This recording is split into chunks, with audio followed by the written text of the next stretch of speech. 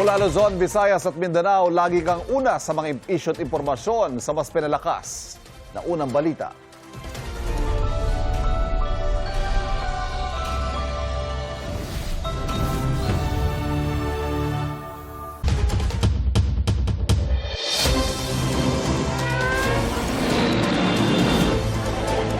Sa ngayon po ay Pinsala. Ang mga unang balita. Dahil sa matinding bahang naranasan sa ilang bahagi ng Metro Manila at ilang probinsya dahil sa habagat, tanong ng publiko, anong nangyari sa flood control projects? Alamin ang paliwanag ng Department of Public Works and Highways at Metro Manila Development Authority sa unang balita ni Mark Salazar. Nagkasingilan na naman ang pananagutan sa kaliwat kanang baha sa Metro Manila at karatig lugar nitong weekend. Sabi ng ilan online, flood control projects ano na? Halimbawa sa Malanday at Tumana, bakit bumaha hindi naman umapaw ang Marikina River? Sira pala kasi ang pumping station ng Tumana. may nag-trip daw po na electrical component. Bumibili daw sila ng pyesa na hopefully makabit. Nagpadala na rin po ako ng technical staff para po magtumulong na. Kung merong mga pumalya o magkaroon ng problema kagaya nung nangyari sa may Tumana sa Marikina nung Sabado ng gabi, immediately nakadeploy po ang MMDA pati na rin ang DPWH ng mga mobile pumping stations para siguruhin na mahigop ang tubig na nasa mga kalye. Ang Taft Avenue sa Maynila, laging inaayos pero binabaha pa rin. Sabi ng DPWH, hindi na kaya ng luma at maliliit na drainage sa Taft Avenue ang epekto ng climate change. Lalo't ang ulang ibinuhos ng habagat sa nakalipas na linggo ay pang isang buwang ulan na dapat ayon sa Pag-asa. Naayos na natin yung isang segment doon sa harap ng Santa Isabel College, no? Malapit sa Faura.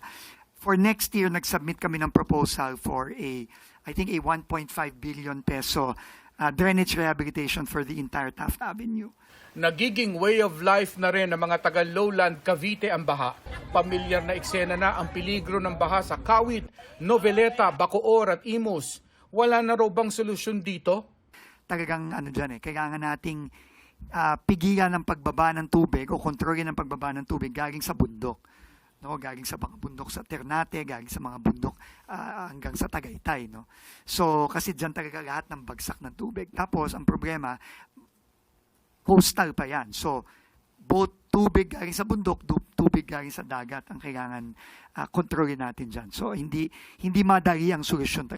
Ang baha naman sa south, gaya ng Las Piñas at Parañaque, ay sanhiraw ng baradong mga waterways doon. Kaya naghihigpit na raw ang MMDA sa mga lumalabag sa easement rule.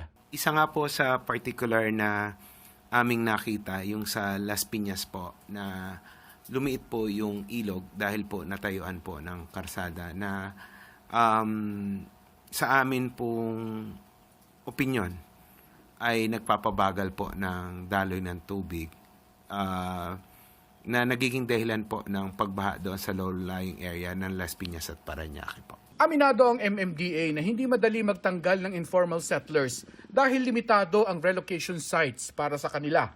Parang si Christy Saludes. Sa sobrang kahirapan, walang ibang espasyo para sa kanya kundi sa ilalim ng Dario Bridge sa EDSA Balintawak.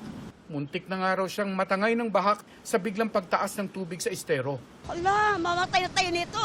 Sabi ng Diblibuin ko, Lord, kung katapusan ko na, wala na po ako magawa. Kailangan po kunin niyo ako na pabilisan. Ayaw ko nang, di ba, magpalangoy-langoy ka pa dyan. Sabi ng DPWH, nagbunga naman ang mga improvement na ginawa last year sa ilalim ng Oplan kontra baha. Halimbawa, sa G. Araneta Avenue sa Quezon City na napakabilis humupa ng baha nitong weekend. Wala rin daw malawakang pagbahana sa Valenzuela. Na sara natin yung mga gaps, napagana natin yung mga floodgates tsaka yung mga pumping stations, kita kagad ng mga taga-Navotas ang epekto nun. Marami raw plano ang DPWH para sa flood control at hinihingi na raw nila ang budget para rito sa 2027. Ang MMDA naman itinutulak ang isang comprehensive drainage master plan for Metro Manila. Yun na po yung magiging Bible ng lahat, DPWH, MMDA, LGUs, na yun na po yung susundan para maiwasan po yung situation like meron pong isang LGU na nagpagawa ng malaking drainage only to find out na yung pagtutuluyan noong tubig galing doon sa drainage na yun ay mas maliit kaysa doon sa pinagawa nila. Ito ang unang balita. Mark Salazar, GMA News. Sa mga oras na ito, nasa 15 meters o first alarm ang Marikina River. Ininspeksyon ng MMDA ang Tumana Pumping Station na hindi gumana sa kasagsagan ng masamang panahon. May unang balita live si EJ Gomez. EJ. Ivan, ilang bahay sa Barangay Tumana dito sa Marikina City ang pinasok ng lampas taong baha. Hindi nga raw kasi gumagana ang pumping station ayon sa MMDA na nag-deploy na ng mobile pump para higupin ang tubig mula sa umapaw na creek patungo rito sa Marikina River. Hello guys. Ayan, malalim na talaga. Kanina hanggang dito. Nagmistulang lawa ang kalsadang yan sa Barangay Tumana sa Marikina City kahapon. Mabilis na tumaas ang baha dahil sa umapaw na creek. Ilang residente ang napilitang lumusong sa baha na may kasama pang mga basura. Pagsapit ng hapon, ang baha umabot daw ng lampas tao ayon sa mga residente. Ang pamilya ni Joanne natulog sa ikalawang palapag ng bahay katabi ang mga inakyat nilang gamit. Sa first floor po namin, inabot po hanggang liig po yung tubig. Nagpanik na po ang lahat para pumunta na po sa mga evacuation centers. Bigla pong tumaas bigla ang tubig at matagal po bago humupa. Abot binti naman daw ang baha sa lugar nila Robert. Ang dahilan, ang palyado raw na pumping station. Hindi po pala naka-fully operation yan, kaya po pala hindi napapagana na maayos. Kami yung naano sa baha, ma'am. Kami yung nagsasacrifice. Hirap na hirap po kami dito eh. Ilang araw na nga raw siyang puyat, kakamonitor ng level ng tubig sa creek para malaman kung papasukin muli ng baha ang kanilang bahay. Okay lang po sa aming mag-overtime ako, mamonitor lang yung tubig Marikina. Kasi may bed reader po kami, mahirap mag-akit ng senyor kasi lalo po di na makalakad, paralyzed po. Ito pong kalsadang ito sa Tuazonville 1 na tabi ng Tumana Creek, ang mga bahay inabot ng lampas taong baha. Ang tindahang pong ito, ang baha umabot po sa linyang yan. Humupa naman na po ang baha sa tulong na rin daw ng mobile pump ng MMDA, pero pasado 1:00 ng madaling araw ngayon, gutter deep pa rin ang baha. Para maibsan ang baha sa lugar, naglagay ng mobile pump ang MMDA at Marikina City LGU. Ang magdamag na operasyon nito, binisita ni MMDA General Manager Nicolas Torre III kagabi. Mobile pumps, dineploy natin. May 5 tayong maliliit kanina pero hindi pa rin kinakaya. Kaya dineploy natin itong malaki na 1 cubic meter per second. Kailangan nating tulungan itong creek na to na madikant, mailabas, maipump out sa papunta sa Marikina River ang laman nito. Otherwise, mag-spill over ito sa mga kabahayan. Kasunod ng malakas na ulang naranasan sa lungsod kagabi, mas umapaw ang Marikina River. Pasado 11:00 ngayong gabi, mas tumaas yan sa 16.5 meters at nananatili sa ikalawang alarma. Ito pong kinatatayuan ko ay kalsada nitong Marikina River. At dahil umaapaw pa rin itong ilog, malakas ang agos ng tubig, hindi po nadaraanan ng mga residente at motorista itong kalsada.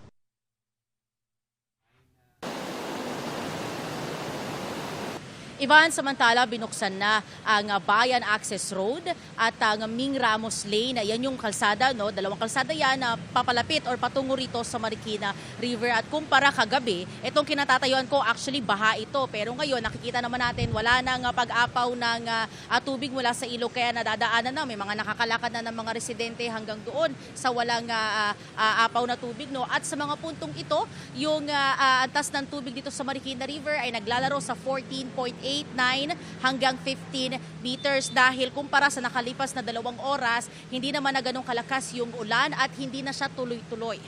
Yan ang unang balita mula po dito sa Marikina City. EJ Gomez, GMA News. At kuha na tayo ng update sa paghahakot ng basura na inanod sa Baclaran sa Parañaque. Nagbabalik po si Bam Alegre. Bam! Evan, good morning. Narito pa rin sa isang estero sa Barangay Baclaran sa Parañaque. Itong naipong basura dahil sa sama ng panahon, papakita ko sa inyo ngayon gaano pa siya karami. Pero nabawasan na yan ngayong umaga dahil patuloy na yung clearing operations. Kung makikita ninyo, may mga nakalusong na mga tao rito sa creek. Yan ay galing sa lokal na pamahalaan at sila ay nangunguna na dito sa pagkolekta ng basura na naipon nga rito sa bahaging ito nung magkaroon ng pag-ulan. Sa mga oras na ito ay narito rin si DPWH Secretary Vince Dizon sa ating likuran at nagsasagawa siya ng inspeksyon dito sa may creek. No? Ongoing yung kanilang assessment dito sa situation. At yung mga heavy machinery naman, makikita ninyo sa ating likuran, ito ay continuous sa operation. May mga nakaabang na dump truck dito para doon kukunin yung mga makukolektang basura. Again, itong mga basura na ito ay mula sa iba't ibang lugar, tinapon ng iba't ibang mga tao, naipon dito dahil sa sama ng panahon ng nakaraang mga araw. At makikita natin dito nung magdamag, nahinto yung clearing operations kaya nagbistulas ang dagat ng basura, pero ngayon ay nabawasan na siya considerably kaya magpapatuloy sa buong maghapon itong clearing operations. Ito ang unang balita mula rito sa Parañaque, Alegre para sa GMA News. Nabalot po ng putik ang bahay at mga gamit ng ilang residente dahil sa baha na dulot ng pag-apaw ng La Mesa Dam sa Quezon City.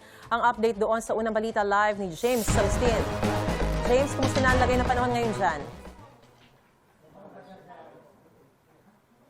Maris, sa lagay ng panahon na hindi na tayo nakakaranas ng pag-ulan kaya abala na sa paglilinis yung ibang mga residente sa kanilang mga bahay. Dito po yan sa Sitio 1 sa Barangay North Fairview sa Quezon City. Humupa ng baha sa Sitio 1 na malapit sa Tulyahan River na naapektuhan ng pag-apaw ng La Mesa Dam. Nalubog sa tubig ang unang palapag ng mga bahay kagabi. Ang iniwan ng baha, putik at ilang basura. Ang ilang residente nagsimula na maglinis ngayong umaga. Kahit naiakyat nila sa ikalawang palapag ang maraming gamit, may ilang pa rin na nabasa sa unang palapag dahil abot bewang ang taas ng tubig. Napuno rin ng putik ang mga gamit. Nagpatupad ng forced evacuation ng barangay kaya mahigit 400 residente ang inilikas. Narito ang bahagi ng panayam sa ilang residente. Kada ulan po, ganyan po. Nangangambo po kami na pasukin po kami ng tubig sa loob. Kaya po kami, maakyat po kami sa taas. Malimit po yun. Hanggang dibdib po dito kagabi sa loob. Tapos yung mga ibang gamit namin nabasa.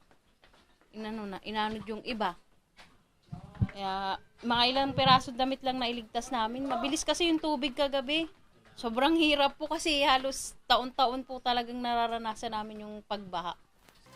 Samantala, Maris, karamihan doon sa mga residente ay nananatili pa ngayon sa evacuation center, lalo-lalo na yung mga bata. Pero ang nakita natin na bumalik lamang doon sa kanilang mga bahay ay yung kanilang mga magulang para nga simulan yung paglilinis. At sinasabi ng ibang mga residente kahit naiakyat nga nila yung kanilang mga appliances sa ikalawang palapag ng kanilang mga bahay at sanay na sila sa ganito mga pagbaha dahil ilang metro lamang yung layo ng Tulyahan River ay nabasa pa rin yung mga gamit na nasa unang palapag. Yung manilitas mula po dito sa Quezon City, James Agustin, GMA News. Kabi-kabilang pagbaha ang naranasan sa iba't ibang lungsod at bayan ng La Union dahil sa epekto ng hanging habagat. Sa bayan ng Luna, apektado ang kabuhayan ng daan-daang magsasaka dahil sa umapaw na irrigation canal. At may unang balita live si Jasmine Gabriel Galvan ng GMA Regional TV. Jasmine? Susan, ngayong umaga ay mas maayos na ang lagay ng panahon kumpara sa nakalipas na mga araw. Pero sa kabila niyan ay lubog pa rin sa bahang ilang kabahayan dito sa Luna, La Union. Gaya na lamang sa aking kinaroroonan sa may Barangay Rimos 5 kung saan sa aking likuran makikita natin yung mga kabahayan na lubog pa rin sa baha. Hanggang bewang yan ng mga residente. At ayon sa mga residente, pahirap na raw sa kanila yung ilang araw ng baha. Pero kung magtutuloy-tuloy daw ang magandang panahon, possible na sa loob ng 2 araw ay huhupa na rin yung baha. Samantala, ngayong umaga ay tuloy-tuloy yung gagawing pag-iikot at assessment ng Department of Agriculture sa mga iba't ibang bayan para makita kung gaano nga ba kalawak ang danyo sa sektor ng agrikultura. Umapaw ang irrigation canal sa bahagi ng Luna, La Union na lubog sa baha ang mga tanim palay. Dahil sa tuloy-tuloy na ulan, apektado na ang kabuhayan ng daan-daang magsasaka sa probinsya. Sa assessment ng provincial government, aabot sa mahigit 54 million pesos ang danyo sa agrikultura. Pinaka-apektado ang mga tanim-palay at high-value crops. Mag-iisang linggo na rin nalubog sa baha ang ilang kabayan sa Luna. Abot bewang pa ang baha sa ilang lugar. Di pa bumababa, ma'am. Ito, pagbaha, nagbabakwit kami. Kasi lubog pa rin yung bahay namin eh. Baka sa Huwebes, kung titigil na yung ulan, saka na kami babalik. Binabahari ng ilang kalsada. Gagamit daw ng water pump ang LGU para limasin ang baha. Yung mga flooded na houses po, kasama po natin yung mga engineering, we will conduct survey po may o roving kung anong pwede namin na gawin. Bukod sa Luna, binabaha pa rin ang ibang lugar sa probinsya. Nakapagtala ng flash flood sa Aringay. May baha rin sa Bawang at San Fernando City. Itong patuloy po na pag-ulan na nararanasan po natin due to habagat, may mga possible incidents pa po ng flooding na maitatala po. Nanatili sa normal level ang mga river system sa probinsya, pero pinaghahandaan ng otoridad ang pagtaas ng antas ng tubig sa mga ilog dahil sa patuloy na pag-ulan sa kabundukan.